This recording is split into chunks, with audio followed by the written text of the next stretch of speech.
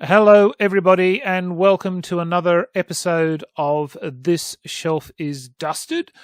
I will give you a logorrhea this episode, and that will totally worry everybody. But anyway, in this episode, we will discover the joy of philia. Our cast of neophiles will enchant you with our latest played games. I will demonstrate my retrophilia, and we will find out who the tourophiles amongst us are. So there you go. Don't worry, Liz. This is perfectly normal. This is what I normally ramble about. But who are the tourophiles in this group? Me. Oh, yes. And how do you know what it means, Dana? I don't. Well, it should, because it's actually a love of cheese. Is it? Yes. Me. A tourophile is a cheese lover. That is me. Yes. I want to be buried with cheese. Yes, and as we are all neophiles, it's all talking about our love of novelty and trends.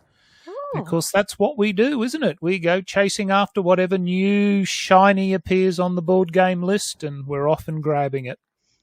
And as for a retrophile, that's just me. I'm old and ancient and love all things in the past. So, but anyway, tonight we have Joe. Good evening. We have Dana. Hello.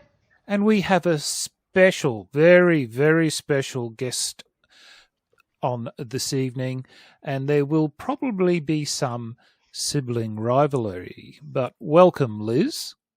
Good evening and hello. So we're going to ask just a little bit about who are you, Liz? Tell everybody out there in, our one listener, who you are. I am Joseph's fantastic little sister. Uh-huh. His one and only sibling in this world. Oh, okay. Yes. That's interesting. You always tell us Apparently another I tried story. the poison when she was like 3. No, I was in the walker, so I would have been less than 12 months old, and you A slow walker. fed me poisonous leaves. Oh, dear, oh, dear, oh, dear. Knowingly fed you poisonous leaves. Knowingly. Yes, dear. Knowingly fed me poisonous leaves. That's okay. I was a bit of a tomboy growing up. Joe and I are only 14 months apart in age. And yeah, I don't think he expected a little sister to be more like a little brother. Yeah. Not afraid of heights, Liz? No, not afraid of heights. Jumped off the second-story balcony. I don't know if you guys remember the old Dettol ad. Remember, there's the little kid that climbs the chicken coop and then jumps off with a Superman shirt. Yeah. Oh, yes. Yeah, this attempted twice. Really? Twice? It was only once. Well, once off the balcony, one down the Once stairs. off the balcony, and the other one I scaled out of the bathroom window because I got locked myself in the bathroom. But did you injure yourself at all? No. No. I did not injure myself. But funny thing is, I did break my arm really severely, falling from a metre height. Right. Ever since I've known you, you've had some kind of injury. Yes.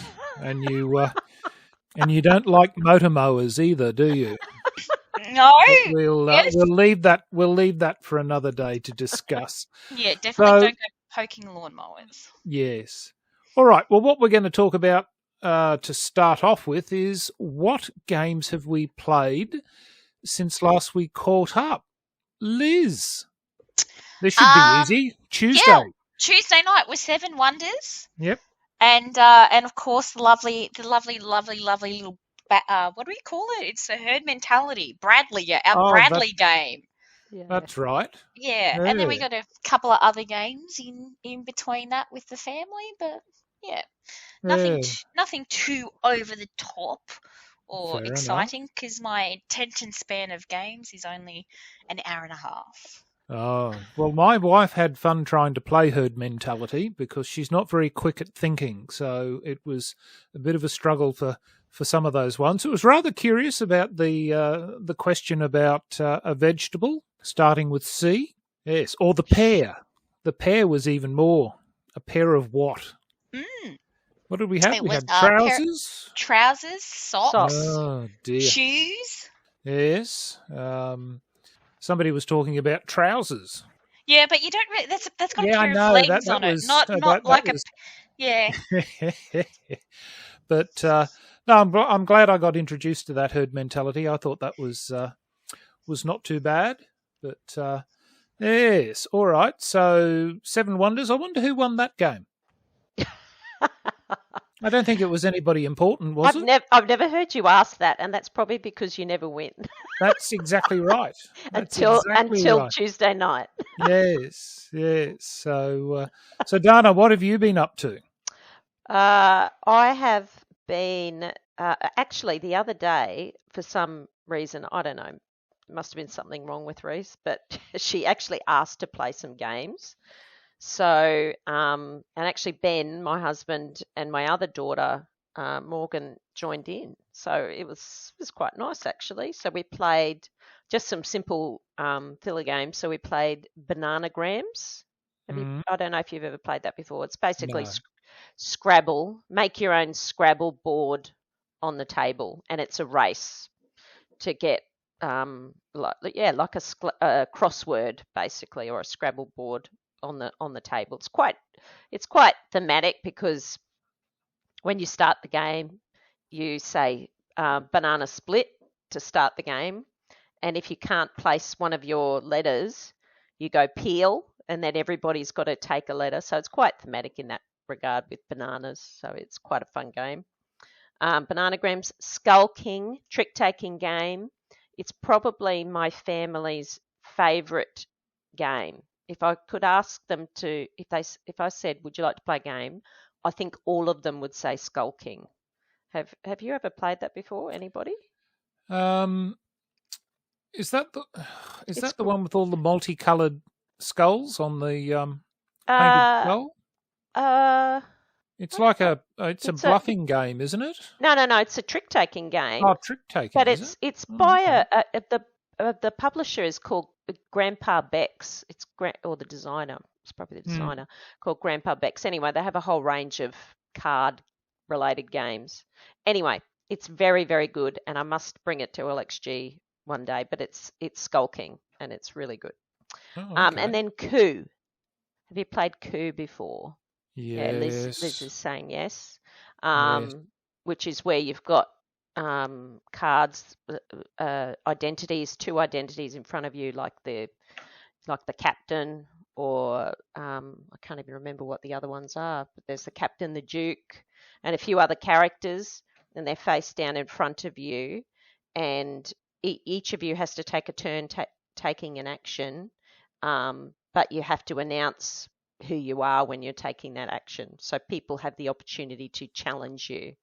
And obviously if you're challenged, then you have to turn up one of your face down cards.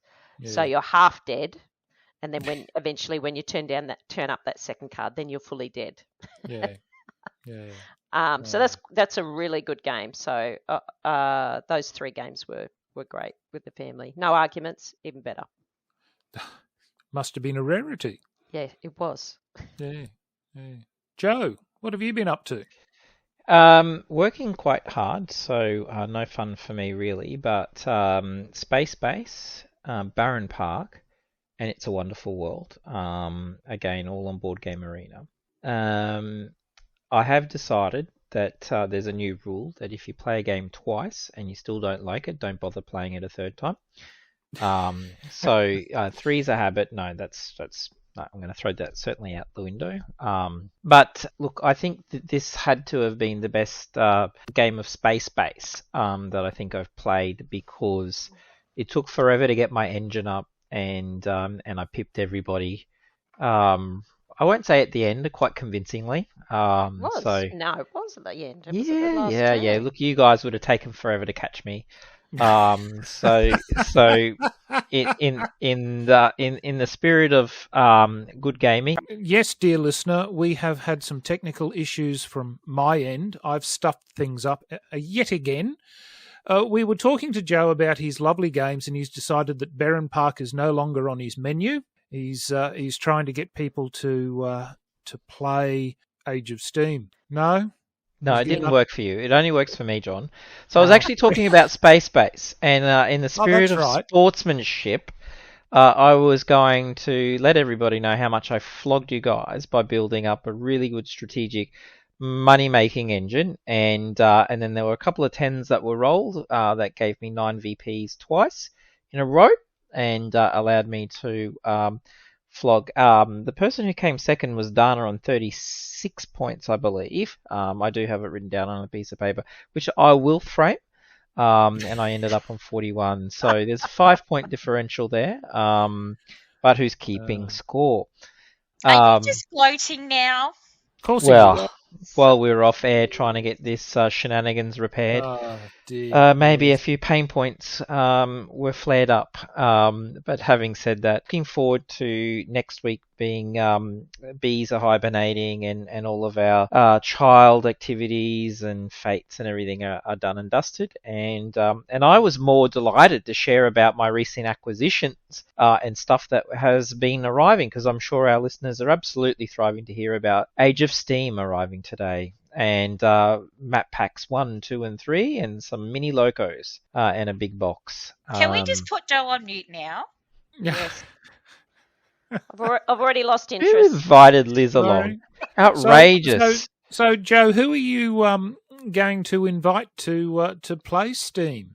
Well, this was interesting because with the second campaign of Age of Steam for map packs 4 and some other acrylic tile add-ons, I was only talking to my good friend Adnan, who messaged me as soon as he found out, and he said, "Are you looking forward to more delightful cock blocking?" And I said, "Only with you, Adnan." So I'm sure Adnan would be up for a game of Age of Steam, and I'm sure Def and a few others would be as well. And I'm sure that Liz is champing at the bit to have another go at Age of Steam, aren't you?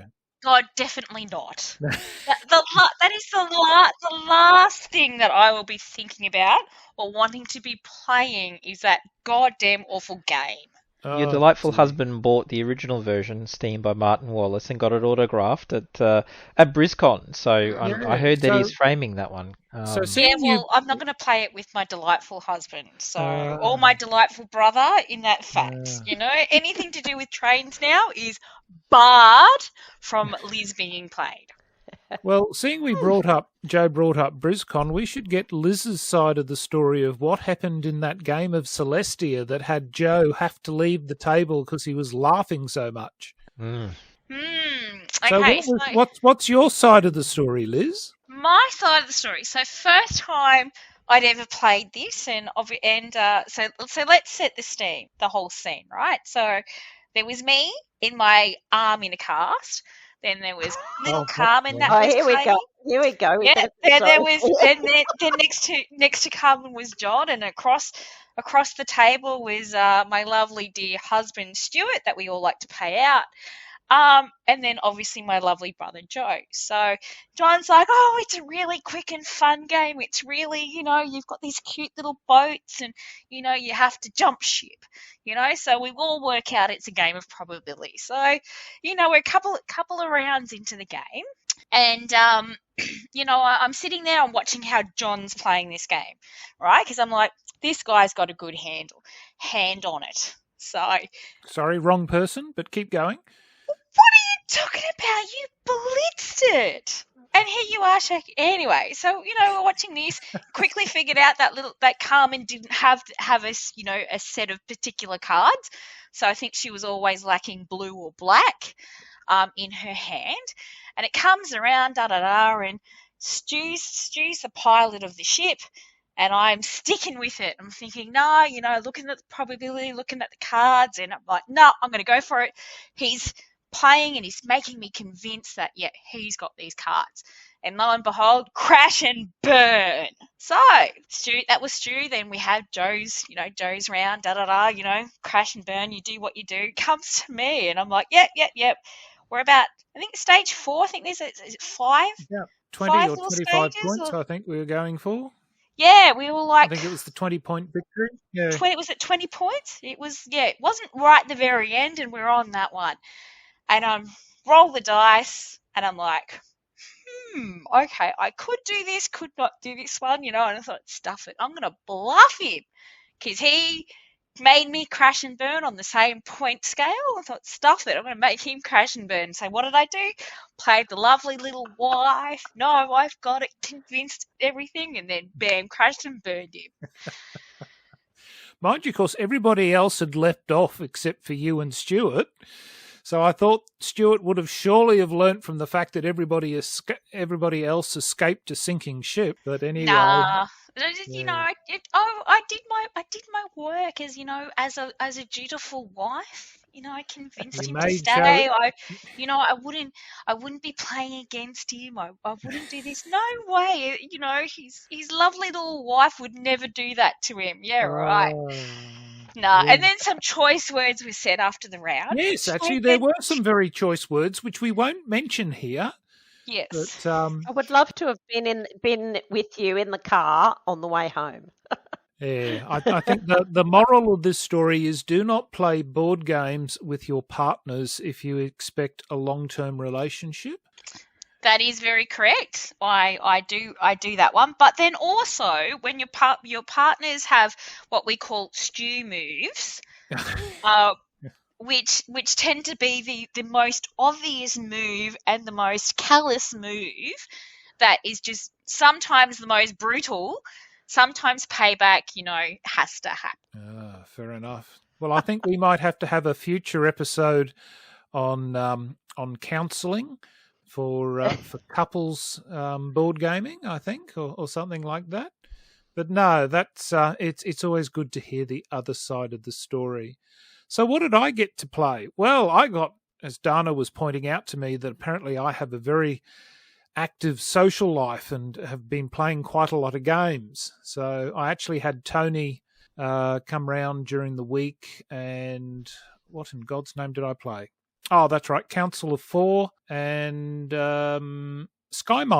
Skymine I quite liked. That was very good. Then on the weekend, on Saturday, I got to play Great Western Trail Argentina. That was very good.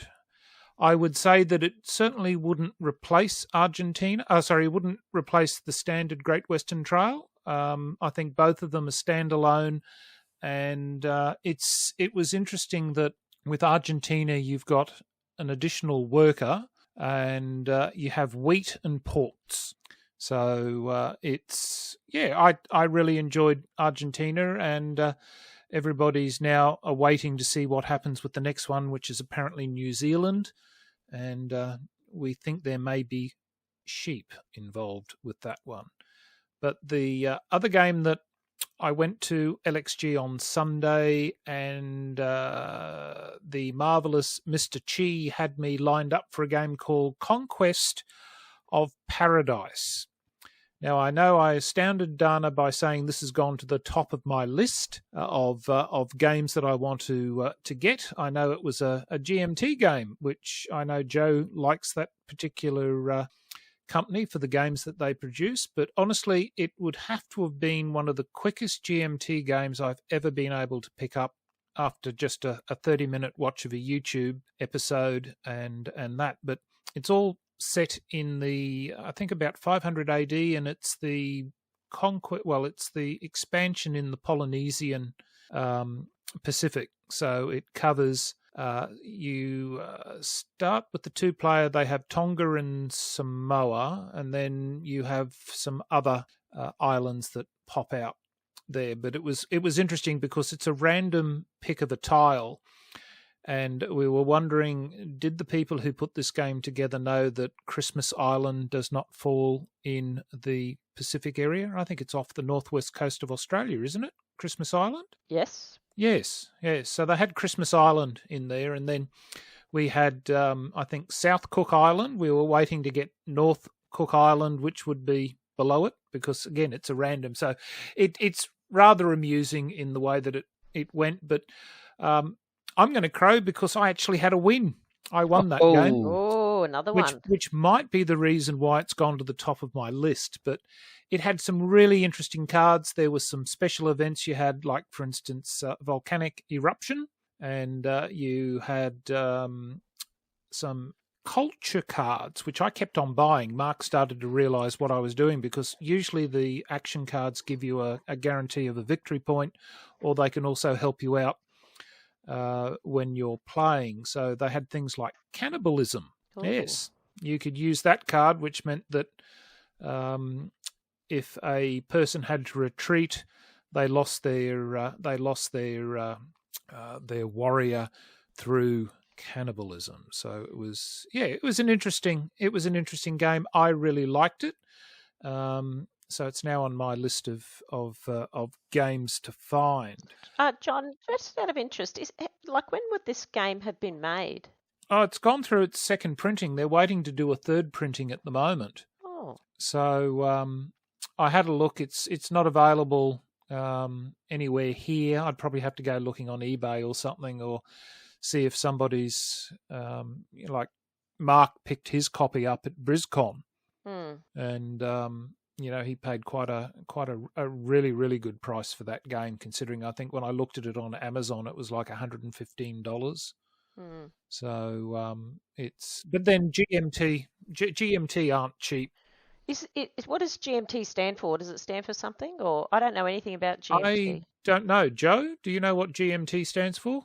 No, but is it mainly war games, war type games, or when you do a search on GMT, you get Greenwich Mean Time as the oh, of course. That's what GMT stands for to me, but I'm not sure what their I don't think it. I think it's just GMT. I don't think that it stands for an acronym or anything else like that. But they're just a wargaming company. Wargaming type. Type games. Yeah. All right. Well, look, I'll say this episode, even though we're recording this in the evening, this episode is about art in board games. And Liz is here to tell us how much she loves art on games. Aren't you, Liz? I am. Well, so what games art really excites you, or do you think is some of the better board games for art that you've played or you have in your collection?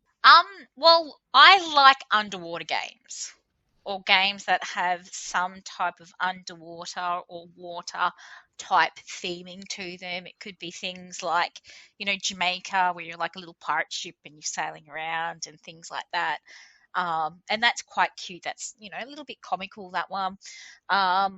Obviously games like Aquatica, I love it. The artwork on that is absolutely fantastic. And even things like with Abyss, with these beautiful, dark blue, contrasty sort of like type of colours, things like that. So I'm a person that recognises things via colour. So colour and, if a game's attractive or if it's got really good art in it, that's sort of what brings and draws my attention. It's a bit like, the saying of, people don't judge a book by its cover. Well, I'm sorry, I judge a book by its art. Oh, you'd have hated the 80s for the board games that were coming out in those days. They were black and white, generally black and white artwork and very, very basic iconography. So we're certainly spoilt with the level of artwork that's in games now. Is there any particular game that you thought the artwork was really, really substandard for you, Liz? Substandard artwork? Well, you've felt was disappointing. Oh, of course, Age of Steam, full hands down. There we go. Oh, dig the knife in. I'm sorry. Every opportunity that I can to, I'm not. As you can tell, I'm not a fan of the game.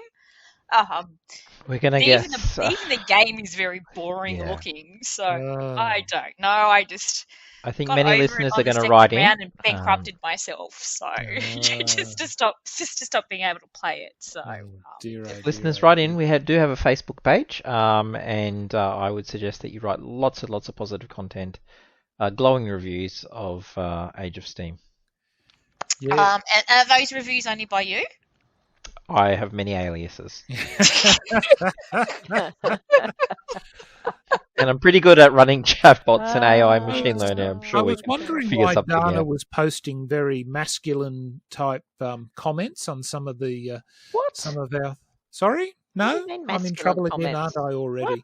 What? Yes. But what about you, Dana? Any artwork? I know that you really do like games that have good artwork. I can remember us raving, I think, about Parks when it first came out. Oh, I remember Parks, playing that with Felicity and Rue, yeah, and I think the the game was artwork there is disappointing, just, but the artwork I thought was really, really nice. oh man, that just sticks out. That is, I think if you probably looked online and looked at a top 10 list for top 10 board game artwork, Parks would probably come up on there. It was very good. It's very, very good, very beautiful. Mm. But I think, yeah, you go, Liz. yeah. No, I was going to say, I think another game that also, draws your attention in, is obviously is it Everdell, with the tree and everything, because it's a little bit different, you're playing vertically and it's got all these cute little creatures and stuff Except like the that. tree. The big The tree! functionality of the tree. Yes, I'm off the tree with that Yeah, tree. it's very it's quite annoying. It's lovely to look at, but difficult. it's very annoying. Yeah, it's a really nice, I guess, an eye catcher for people who wandering around tables looking at games that are being played, and you see, oh, there's a tree. I must go have a look. So it's very good for that particular point of time. But actually, no, Meadows the other day when we played it at Taryn's, Dana. Oh, the artwork on oh my Meadows. goodness! Oh my goodness! very That's nice. That's one game where when I'm playing it, I'm obviously looking at the strategy of the game, but I am admiring the artwork at the same time, and I'm just astounded at how good that is. Actually, I don't even know who the artist is. I should look that up. Somebody look that up because it's just stunning to me. Stunning, like beautiful. But I was going to say about artwork. Yes, I am very drawn to good artwork in games.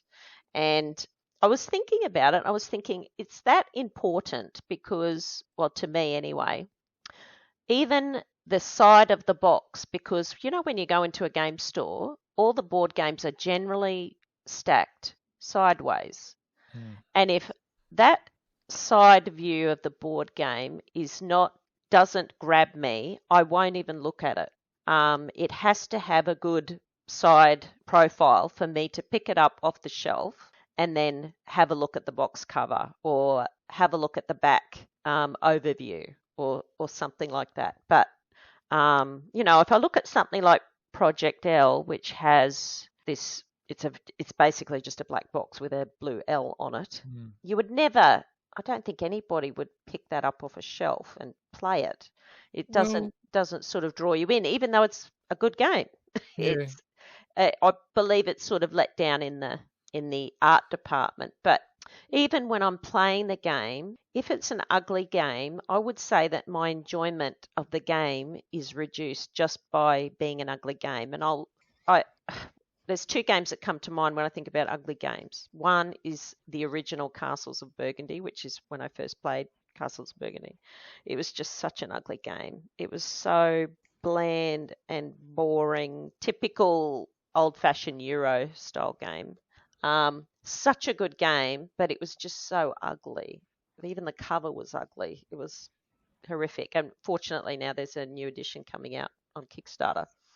And the other one, I don't know if you've ever played it before, but Ethnos. Have you ever heard of Ethnos before? I've heard of it. It's a very good game. It's an area control game, basically. But if you were to bring up the cover, if while I'm talking or whatever, you have a look at it. It's so ugly. It's just grey. Different. Yeah. It's just ugly. I couldn't even bring myself to buy it. I have played it and I enjoyed the game. I refuse to buy it because it's just ugly. Yeah. And this is a shame really because a lot of the games that I enjoy, and I tend to like Euro style games, are beige or brown or grey.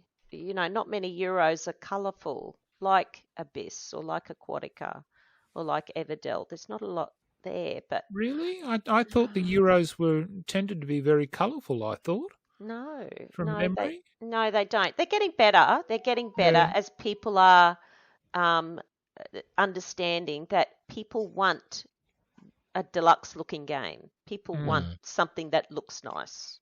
Yeah. And actually, it's really interesting while I was sort of thinking about artwork and I was looking around on the internet, I went onto the Stone Meyer Games website and there was an article on there about artwork and how much it costs for a game to be illustrated. And it was quite fascinating. This wasn't written by Jamie, but it was an interview of Jamie.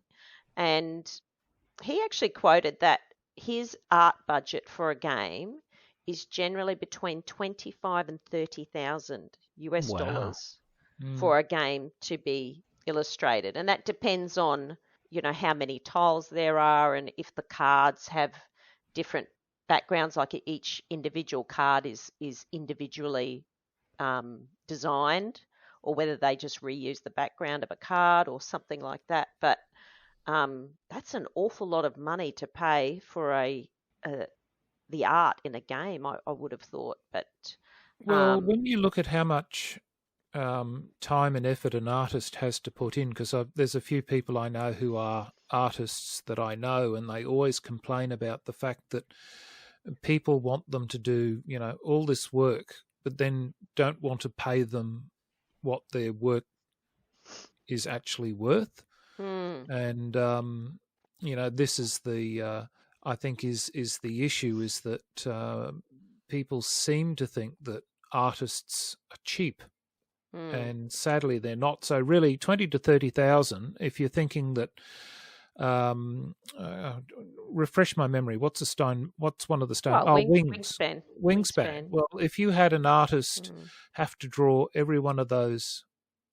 If it was only the one artist doing it, I think 20 to 30,000 is a very low figure to be paying if they've got to do all the artwork, and that includes if they've done the game board, any other little illustrations that have gone in there. I think that's a fair price, I think, for an artist to be paid. But then I don't really follow artists. So for me, I just look at the artwork and go, yes, that's very nice.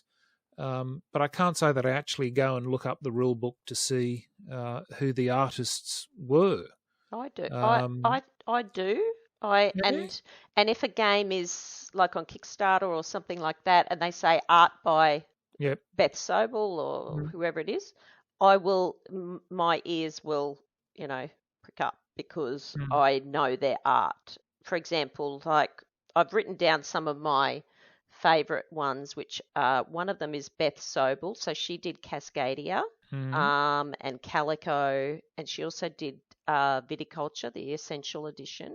So I love her art. And of course, the other one that came to mind was the Wonderland's War artist. Yeah. Like all the cards, they're specific, like they're not guardians. I can't even remember what they're called now.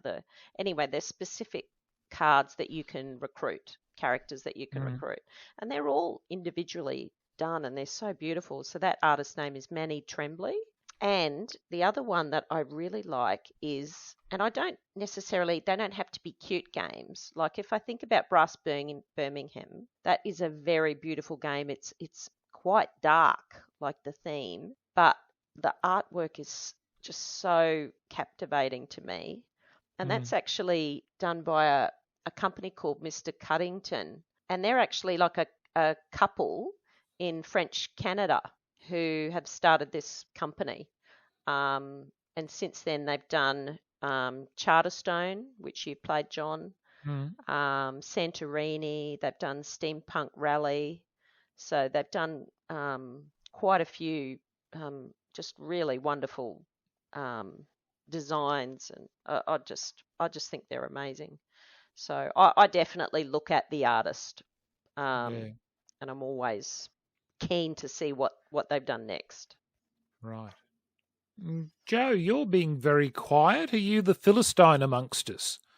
No, no, no. It's a very interesting conversation because I think when we talk about theme historically, it can very much make or break a game. And when I think of particularly some of the more harder or more likable ones, like for guys, it's quite easy to get into kind of like Star Wars or a 4X kind of space themed game, right? Because we've grown up around those types of genres. And when you kind of think about some of the designs, particularly the more premium games, I see Ian O'Toole, who does all the Lacerda stuff, like Weather Machine being the last one, who's also done Voidfall, which we're eagerly awaiting. Whilst you've got Dead Reckoning in there, and Ian's based out of Western Australia. I think he's a Perth, Western Australia illustrator. The thing I look at is how well does it actually tie the game together, right? So it's not just art that is independent of how the game and the functionality works. So I think we've mentioned about iconography being quite important for games. I think player aids and how they're designed and set out. Part is with the designer and part is with the illustrator. It all needs to kind of fit and complement. But then there's you got two extremes, right? Based on budget and design, and also particularly if it's a reprint, what does that uplift actually look like, and how much value add is it going to be provided?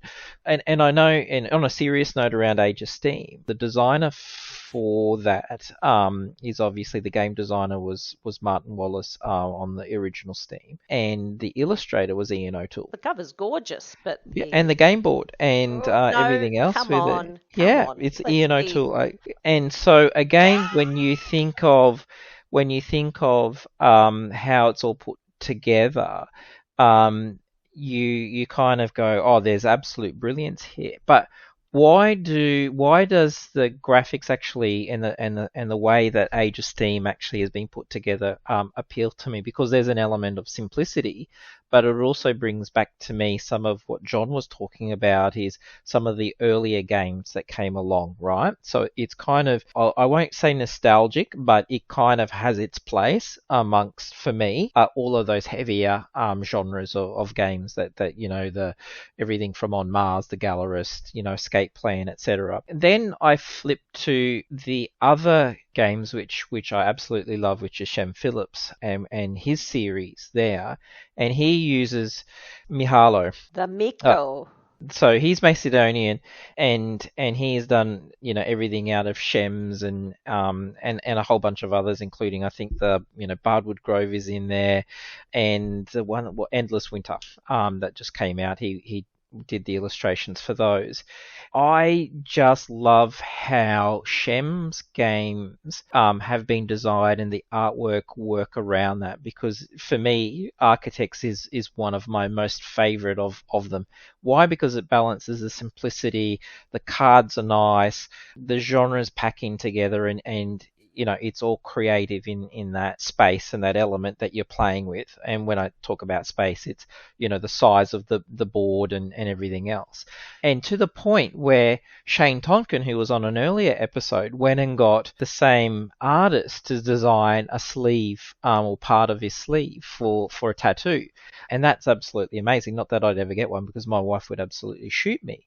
Again, I think it helps drive a bit of the passion and the connectivity with the game. So when we talk about theme, I see, space games can be absolutely boring unless you're an absolute diehard fan like Star Trek or Star Wars, and we're playing like Star Wars Outer Rim, and we kind of go, oh yeah, no, we can see that.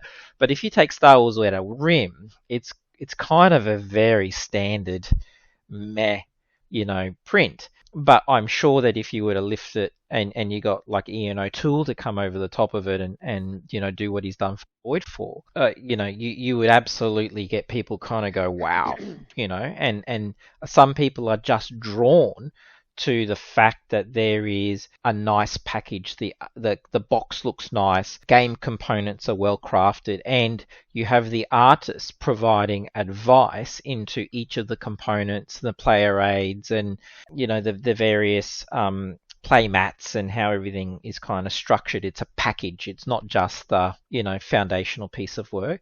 And I think that that's when it's done well. And like the way that Shem has, for example, carried on each of the trilogies using the same artist and the same themes, and they kind of expand on each other. That's amazing, because I actually think that that is part of what gets people coming back and addicted in that same way that Shane Tonkin and I are with Shem's and Garfield game stuff. So that's a lot in there. Never good at art. I've always, seen it pretty much black and white and shades of grey. If you were to ask me to draw a human, it'd be a stick figure.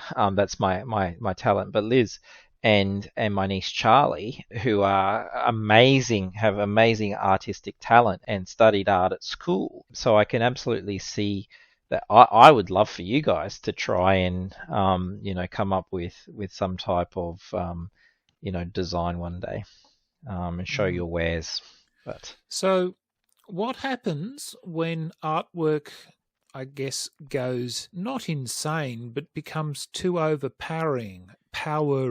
And I'm thinking of Bitoku is one game that immediately springs to mind. The board is just so busy, so colourful. I found that actually with the Great Western Trail Argentina. We had a lot of trouble trying to read the symbols because the colours that they chose just really, that was I think the biggest criticism that we had. The game itself played very well, but the artwork sadly didn't complement it, or I guess increase the enjoyment from playing a game. So I guess, where do you draw the balance between too much artwork or no artwork, or limited artwork when it comes to the gaming experience? Because going back to Dana, where she was talking about, unless the side of the box, shouts out to her, she's not going to sort of think about, I'll go have a look at what that game is. But then I think of things like, does perhaps the what's the word, the craze or the current trend, like for instance when Obsession came out, when you look at Obsession as a board, as a boxed game, it's not a very spectacular piece of eye candy, is it? No, I would say that they probably could have done a better job with the actual game box. And I remember when I first was introduced to that game by Felicity, the box didn't really do a great deal for me. It's very beigey, and obviously I've got a thing against beige. Yeah. But the game itself, though, was well and truly worth playing. It's lovely. And look, to be honest, it does fit in with the Victorian theme. It does fit in with that. So, yeah. But look, I agree with you with a game like Bitoku, and I have heard other reports similar to yours that the board is stunning. But if you can't read it or you can't understand it, then it if you can't find where the piece is because it's disappeared in amongst the artwork, it does make it rather difficult to. So there is definitely a balance between. What about on to your earlier point, John, about underdone? So like I look at Terraforming Mars and I kind of go, gee, that was a lost. That was just great graphic gameplay art thrown together, wasn't it? Oh, yeah. It was just generic, whatever you call that. I don't know. Project cards. Project cards, and with the same artwork. Not to mention the actual components, how bad they were. Yeah, yes. quite ordinary. But yet, you look at it and you kind of go from, in terms of engine and deck building and everything else, like your hand building. Then I look at Distilled, which was the recent Kickstarter. So very similar mechanics. And yet they've done a great job on the artwork and all the components and things like that. Liz, I know that you've got Tangarden, which is, I don't know whether you've unboxed that one, but has anyone played Tangarden? Yes, I've played it a couple of times. What do you think of the artwork in that? Oh, it's gorgeous. It's absolutely stunning, but that's only part of it. It's these the gorgeous, pagodas. 3D buildings, little gazebos and things like that you're placing on the board, and and They actually had it's got bridges like too, didn't they? there's bridges, and bridges, and it's got these little backgrounds, so that you can place on the edge of the board. And actually, the best thing is when you just lower your gaze, like lower your head, and look at the board from table level and look through everything. It's absolutely something to see. It's just beautiful. Mm. And perhaps the other one is Canvas. Yeah, Canvas is a game in our household that we absolutely love.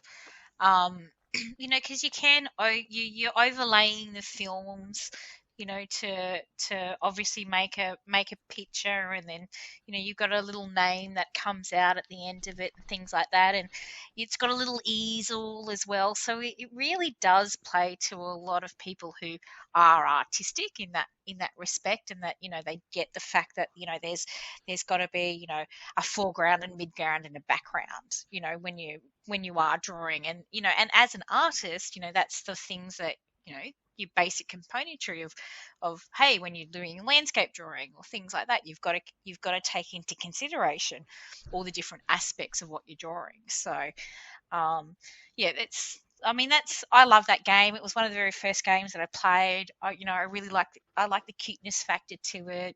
There's it's just very varied. It can be very abstract, or it can be very puzzly. It's a puzzly game.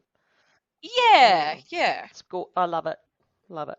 Yeah. I wonder if anybody actually hangs the actual box on the wall, because that's quite a neat little gimmick, is that the box and the two expansions can actually hang on the wall. There's a proper hole in the back to hang it onto the wall to make it like a picture sort of thing. But it'd make it a bit of a pain to play if you have to get it off the wall all the time, maybe. It would be, but hey, why don't we put it out to to the people who are listening to a podcast and see if anybody's that has actually done that.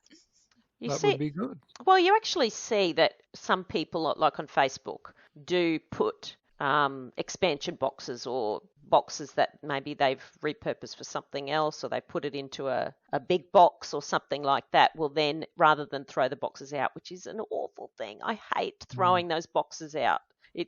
They're just such good quality, and oh my god, the smell. Oh, you and the smell. Cheese and smell. That's what I think. The smell of those boxes. Oh my god, that's smell. It's like an aphrodisiac. The new edition of crack. I think you could bottle it. Oh my god. Anyway, but just to throw those beautiful smelling boxes out, and the look of them is terrible, but people actually hang them up on the walls, and I think it looks quite good actually. Well, that's it. There are some really nice box covers, and I've got some. I guess I've still got quite a few empty boxes floating around, and I don't like to throw them out, and I'm just thinking, well, maybe if I just cut the top lid off and stick it in a picture frame, I think it would, be nice. The only problem is all my walls are filled with bookcases, so I've got nowhere to hang any art. And I don't think my wife would appreciate them hanging up in the bedroom. So, if she comes in and sees a very stern looking, bit of artwork, she may go, oh, that's not very inspiring. I've seen people make coffee tables with the boxes and actually cut them all up and lay them out. And have made. What's the thing? Yeah. Decoupage, is it? Is it decoupage? The art of layering things from magazines and stuff. Liz would know. Yeah, layering paper. Yeah. Yeah. And then quilling was one where you spun the little strips of paper and then you put them onto cards and things like that. But I suppose you can't do that with cardboard, so it'd be a bit difficult to do. So our new section coming up will be Art with Liz. Yes. Little craft class. Yes. We might eventually have to go to Twitch perhaps and do live activities of some sort. But yeah, one day maybe. But at this stage, we're still grasping with podcasts. So is there anything else that we wanted to cover in regards to art? Is there? Actually, I would like to cover a subject. Good. Because there's this one game that is one of the very first games that I absolutely love. I love playing it, but I can't stand the artwork on it. Lords of Waterdeep. Oh. but I Oh. think it's fantastic. Now, this is the thing. Had it have been me in a game shop, like Dana was saying before, trying to choose a game by, the cover and, by, you looking at it, I would have just walked straight past it and just gone, nah, put it back on the shelf. But had it not have been for Joe going, no, here you go, let's play it. I love the game, but I seriously just go, oh, how can we like try and get this game reimagined to have better artwork? And are there other games that you would have absolutely just passed up because you didn't think that were interesting enough? I agree with you actually about Lords of Waterdeep. I would never pick that up off the shelf. Well, the artwork, but also the theme. It's very Dungeons and Dragonsy, which is not my bag. But I would agree that it would be great with slightly different artwork or just a slightly less Dungeons and Dragons theme would be really good. But yes, I would. There's one particular game, I have it, but it's really ugly. Is Caverna? Modern art. No, I know you. I hate that game. Well, I've got the newer version is not as ugly, but anyway. Look, the game itself, I didn't mind at all. It was just that the art concept and smells good. God, it smells good. Gwyneth Paltrow will come after you for pinching ideas off her next perfume range, I would think. But yeah, Caverna is one that comes to mind. It's very, like I said, Euro-y beige. Got that, the sort of old German style games with the, 18th century theme, with the characters. It's a little bit bland. Apparently it's a good game. I haven't played it, but just a game like that. I wouldn't normally buy it. I only bought it because of the reviews. But normally I wouldn't buy a game like that. But I agree with you, Liz. And I wonder if that's I've brought this up a few times with various different things, but I wonder if that's a female thing where females tend to be more attracted to things that are pretty cute. Animal meeples. Oh my God, animal meeples. Could be. Like, I mean, if it's a war game, not, straight to the back of the pile. Yeah. If it's a zombie game, generally, zombies don't interest me. What about Sparky the Wonder Dog?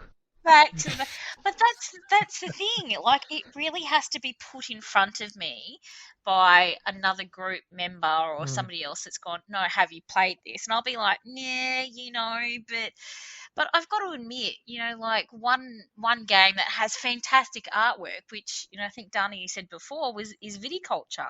But I actually don't really like playing Viticulture. Well, that's a family reason, I think, on that one. Really? That is the melted chocolate of games. Oh.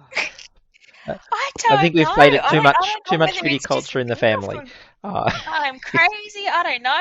You'd think Italian, would be all into wines and the whole lot. But oh my God. I don't know. Maybe I just get, I think what does my head in is the fact it's got the 2 seasons and you've got to, remember 2 different strategies for your 2 different seasons and all that type of thing. And I don't know. Maybe that's what gets me. But right.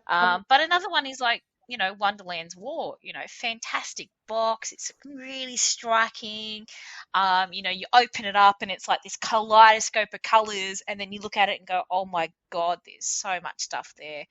As you're saying, it sort of distracts from the game, but then you got to remember it's Alice in Wonderland themed, so it's got to be crazy and it's got to be mad. But yeah. Well, Ian O'Toole is very good to me and if you mention Age of Steam again, I'm going to lose it. But Ian O'Toole to me is very good at doing quality artwork, but that is functional. And he does that very well with Lacerda games because they're, as you know, they're quite difficult, and he does it very well. there's no, I don't know of any Lacerda games that are, when I look at the board, I think this is just way too busy. It's very, very functional. So he's very good at doing that. Yeah, you're right, and I think the one that does change or breaks the mold is Voidfall, which brings in a galactic theme and different enterprises and races. So, just think Twilight Imperium, but the Euro version and made for this next generation of gamers. But going back to it, I think we've touched on Lords of Waterdeep. Was that designed? It could have been that the concept was adapted to who publishes it, John? Is it Wizards of the Coast or something? Wizards of the Coast. Yeah. They probably used their own They artists. just recycled all their old artwork because looking at it, for me, it was just a walk in the park for old role playing. Yeah. So many of the artists, and they've also got access to, because they do Magic, there's so many of the artists that are in there, I think, that they use. I think what it's done, though, is kept the price point of the game very, very low. So you could go and buy that at retail for $50 to $60 brand new, right?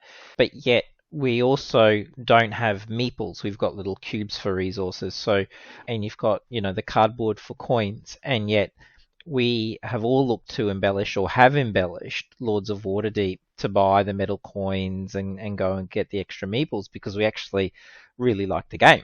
As a introductory worker placement, it doesn't necessarily lock you out, which is why I think in viticulture can be really tough, because if you get your strategy and you don't get the turn order right, you can get stuck behind. But it provides lots of variability. But again, would a normal person, walk past it on the shelf and, do you judge a book by its cover? I think that's why when you go to gaming groups like LXG and they've got such a diverse library, you can still look at it and take that same approach of judge a book by its cover. But it's not until somebody actually tables the game that I think that you can get into it. Like, we still play Terraforming Mars Ares Expedition because we like the game, and we put up with the art component of it and so forth. So yeah, I think Ares is the Ares Expedition. They've done a little bit better. I think they've certainly improved the art. I was surprised when they did like the Terraforming Mars big box and things like that they didn't redo the cards and things like that. But anyway, probably a commercial decision. Yeah. There is one game that I really like from a retro perspective, is that Food Chain Magnate. Yes. How they've really gone back to, the 1960s diner, and the rule book is a diner kind of menu, and they've used all the graphics from the 1960s and 50s and 60s. So again, I think that was like, it's very simple, but it's not really art. It's print. But I think to help you kind of get into the game, and Food Chain is very brutal, worse than Age of Steam. But when you think about the price point of that game, like, it's $200 just for, an A4 type box, and it's very heavy, again, because quality of the content and everything is tied together because of the genre and the era that it also represents. So yeah, I was just trying to think of who published Food Chain Magnate. Oh, it's a Splotter game, right? Yeah. They're traditionally quite expensive anyway, aren't they? Yeah. Is it because there's a lot of components, or why are they just so cards expensive? And print and cardboard? And I think that it's also print volumes as well, so it comes in and out, and people do chase it. But I've played it a couple of times, and you can buy a whole bunch of embellishments for it. But it is, I think if you do like your heavy games and more of the economic ones, and where it's highly competitive about location and placement and turn order, then I think it's one of the ones that will maintain in your collection, in there. But I was only recently thinking, and I know it's absolutely terrible for me to think about relinquishing games, but I'm just looking at my collection and how much of it is in shrink wrap. I'm actually starting to think about, reducing and maybe some of the harder decisions about whether I keep something or I let something go is how much do I feel connected to the game, and that is, theme, genre, and playability. Heretic, Joe. Heretic. Oh, yeah. I'm actually quite impressed that nobody's actually brought up Psy. It's beautiful. It is As a beautiful. game Actually, and I think with it was art. one of those games that was sort of based around the art, not the other way around, wasn't it? I think that's Yeah, right. so that's a great one. That's a good pickup, Liz. Well done. And actually, and when you have the cards, I can't remember what cards they're called, where they're called project cards or something. The Explorer cards. Explorer cards. They actually suggest to, when you look at them, to show the artwork to the other players, you know. And you got to read out the narrative as part of it. The narrative makes that, where you've got three choices. Yeah, that's right. Yeah. So I could put that on a wall, that artwork on a wall. Actually, I'm really surprised that now they do, in Kickstarters, they tend to offer, like these days, I don't know if you noticed, but they're starting to offer art books and prints and things like that, but they're quite small. But I think there could be a market for, I don't know, board game artwork that you could actually just buy the artwork in a poster size or framed or something. Or maybe like the that. file and get it printed on Yeah. I've noticed colouring books are part of the Kickstarters for some of the projects that have been coming up. But I haven't seen that before. Yeah, no, it was like, I think who is it? No, I can't recall. But look, we're getting towards the end of this episode, and what I might point out was that when we were talking about Kickstarters before, I see Martin Wallace has a very exciting one coming up called Fighting Fantasy. He has. That looks interesting. Dana, did you get to playtest that or not? No, Joe has suggested it. Apparently they might like to have a female viewpoint because it looks to me, I'm not sure, but I haven't looked into the game at all, but it looks sort of fantasy fighting type. It is. It is. Yeah. It's all those sort of I think it's like a choose your own adventure. I think I've got some of the books, but again, I haven't touched them or looked at them for it's based on decades. books, is it? Yeah, 1980s, John? Would you say 1980s? Something like that. I honestly can't recall now, but they're hard to come by, and there's actually a Facebook group that does quite a lot of trading in it, and some of the money that they're asking for just one book, like $75 for one of these old books, is quite a bit of money in the old choose your own adventure gameplay these days. But so this we have got a Facebook page, people. If you are listening and would like to follow us, I always tag the latest episode as the top pin to the top of the page, so you'll always see that. We'll try to include some articles in relation to some of the games that we talk about, so hopefully that will be good. At LXG, actually, on Sunday, I met a chap called Jason who runs a business called Liquid Forge. He does 3D printing, but he also does artwork for the virtual tabletop roleplay stuff. And I can't remember what but anyway, if you have a look at the Liquid Forge website, he's got his link to his other business. As he said to me, he said, this is my side hustle of a side hustle. So he's a really nice chap. I've ordered some nice resin figures off him, actually. So, but so his other business was that. So I've spoken to him, and he said he has interest in coming on and having a chat on one of our podcasts, because if you are a local business in Brisbane and would like to be part of a chat with us, we would be more than happy to have you on. And again, if anybody else has an interest in wishing to be part, I must pass on the apologies from Matt. Matt was actually going to be on tonight. He was going to be on this particular episode, but due to illness and the fact that he's now working late shifts at the moment, he wasn't able to join us this evening. But don't worry, Matt will be back, and we shall continue with other topics. And if you have a topic that you would like us to talk about, please drop us a line and let us know what tickles your fancy. So, anything else any of you good people would like to mention before we sign off? Liz, have you enjoyed being with us this evening? I have absolutely enjoyed it. So And I was he about to just say, happens where's to Stuart? walk And in talk of it, behind there you. he is. He's just come in at the end there. Hello, Stuart. Oh, we get him very quietly. We know he's there. Yeah, so Stuart's keen to join us again. So we do have quite a few regular people who like to join us with a bit of a waffle about so many things that keep us excited and wanting to play games. And more precisely, I think it's the company of the people that we get to game with. I think that is the best thing. I think we had Pat turn up and join us last Tuesday, and Pat was really excited. I think he's happy to come back again. So I think the fact that he now knows who you are, because he's like with anybody, I guess you go to somewhere new that you've not met anybody, unless you really go with somebody you know, it can be a rather daunting. Are you meaning we're becoming exercise. notorious? Are we becoming Sorry? notorious in the We community? must be. We're always notorious. So all right then. It's not a community; it's a cult. It's a cult. Okay. The cult of Dana.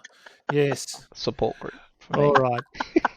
Okay, well, look, thank you, Joe. Thank you, Dana. Thank you, Liz. And thank you to the one listener who continues to support us. Thank you very much. So it's, I'm going to say it's good night from me. And it's good night from me. Thanks for the hooroo, memories. everyone. Bye.